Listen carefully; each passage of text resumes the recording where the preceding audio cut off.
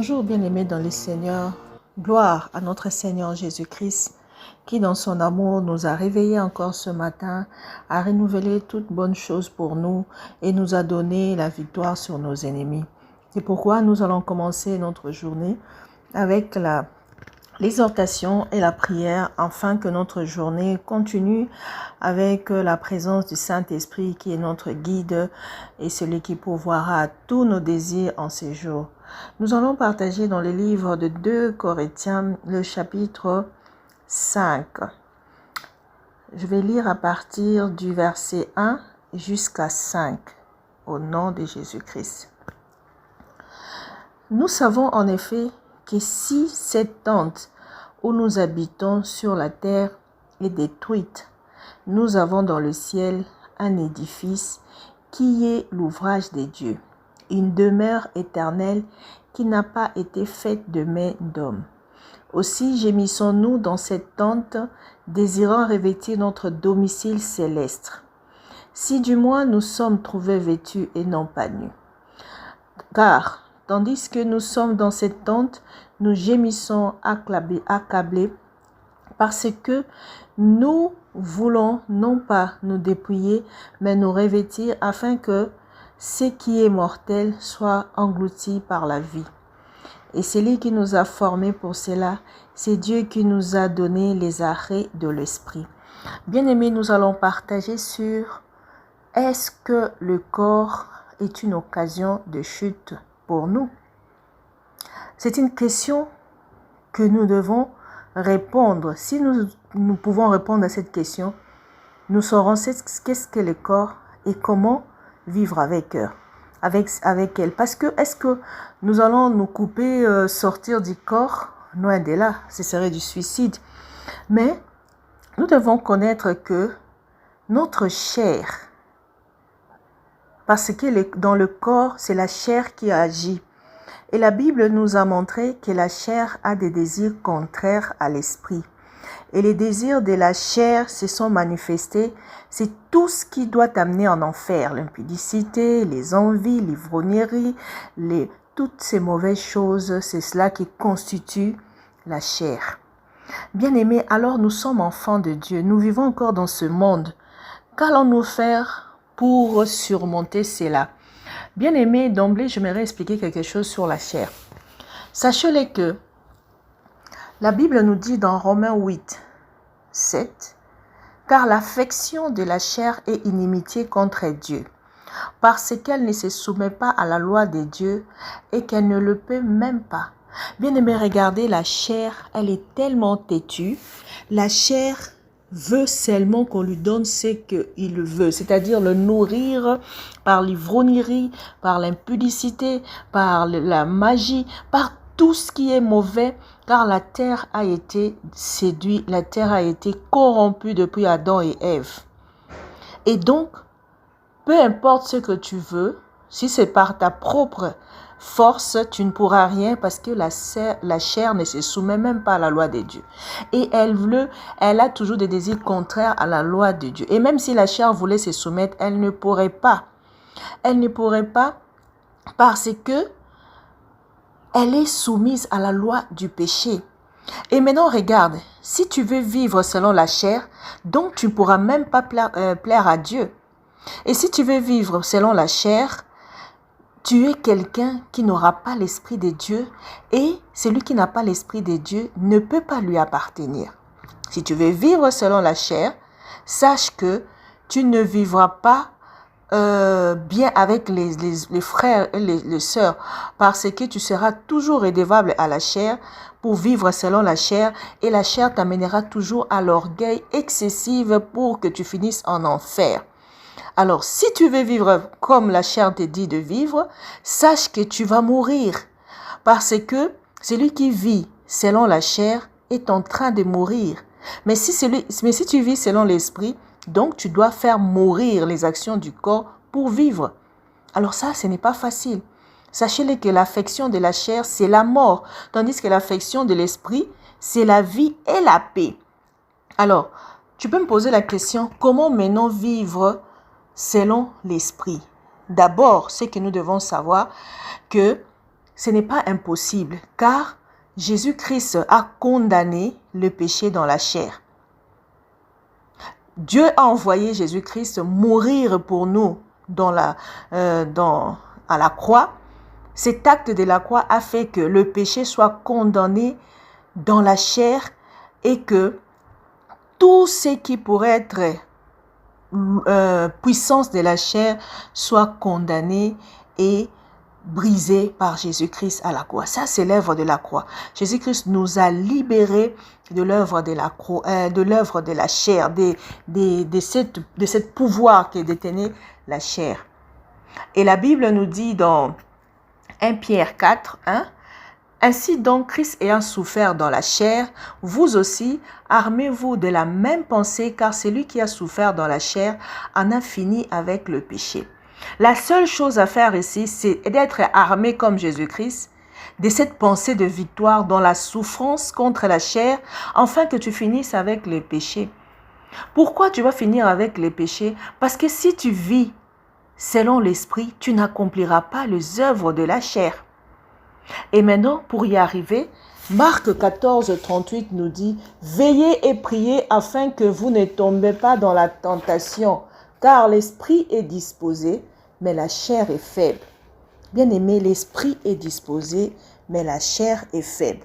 Raison pour laquelle l'apôtre Paul, dans les épîtres de Corinthiens, il était en train de nous exhorter de nous dépouiller de notre vieil homme, de revêtir une nouvelle vie, de revêtir la vie de Jésus-Christ. Parce que lorsque nous croyons en Dieu, Dieu nous donne les arrêts de l'esprit. Les arrêts de l'esprit, c'est-à-dire le Saint-Esprit. Parce que lorsque nous venons à Jésus-Christ, Dieu nous scelle avec le Saint-Esprit pour que nous puissions arriver à condamner la chair, pour que nous puissions marcher selon l'esprit pour ne pas faire les œuvres de la chair. C'est la seule solution. Tu peux fournir des efforts par toi-même, tu n'y arriveras pas. C'est pourquoi celui qui veut croire que moi je suis arrivé, c'est pourquoi nous voyons beaucoup des hommes de Dieu tomber lorsqu'ils pensent que je suis arrivé. Moi, personne ne peut me faire ça. Moi, je peux regarder une prostituée comme ça, ça ne va rien me faire. Ils sous-estiment la force de la chair. Or, la chair, personne ne peut le dompter si ce n'est le Saint-Esprit. Alors, étant enfants de Dieu, nous devons toujours veiller, nous devons toujours prier pour que nous puissions être forts. Parce que c'est dans la prière que nous nous affermissons. C'est dans la parole de Dieu que nous nous affermissons. C'est dans la parole de Dieu que tu sauras que la chair est là. Non pas pour que tu l'embellisses tout le temps, mais pour que tu puisses l'assujettir. C'est pour que tu puisses la contrôler pour finir avec les péchés. Alors arrêtons cette histoire de juger les autres. Parce que ça ne sert même à rien à juger les autres. Car l'apôtre Paul nous dit, nous aurons tous à comparaître devant le tribunal de Christ, afin que chacun reçoive selon le bien ou le mal qu'il aurait fait étant dans son corps. Donc, quand nous sommes dans notre corps, chacun récoltera ce qu'il va s'aimer. Tu suis les passions de la chair, tu récolteras la mort. Tu le crucifies pour vivre selon l'esprit, tu récolteras la vie. C'est pourquoi nous allons prier que le Seigneur nous aide à nous préparer nous-mêmes, à ne pas regarder les autres, mais à faire tout pour que nous soyons toujours agréables, afin que lorsque nous allons mourir dans notre corps, que ce soit une mort qui nous amène à la vie éternelle. Prions au nom de Jésus-Christ. Merci Seigneur Jésus-Christ. Merci parce que tu as crucifié la chair dans le corps, afin que nous aussi nous puissions devenir forts. Raison pour laquelle j'aimerais prier pour tous ceux qui ne te connaissent pas puissent te connaître. Peu importe l'élévation ou la nature de l'intelligence de l'homme, il ne pourrait rien face aux convoitises de la chair. Il ne pourrait rien face à la chair. C'est pourquoi mon bien-aimé, ma sœur, toi qui m'écoutes maintenant, sache que si tu n'as pas Jésus-Christ, tu ne lui appartiens pas. Raison pour laquelle tu tombes tout le temps, raison pour laquelle tu es tout le temps un pied dedans, un pied dehors, raison pour laquelle même tu ne crois pas que tu peux finir avec ton péché chéri.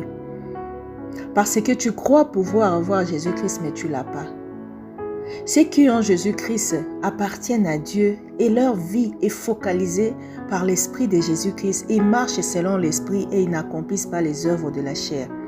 C'est pourquoi ce matin, si tu attends la voix de Dieu, pose-toi la question, est-ce que je marche selon l'Esprit ou est-ce que je marche selon le monde? Car le monde aussi nous donne des choses, des solutions pour satisfaire ses désirs. Et toutes ces solutions sont contraires à la volonté de Dieu.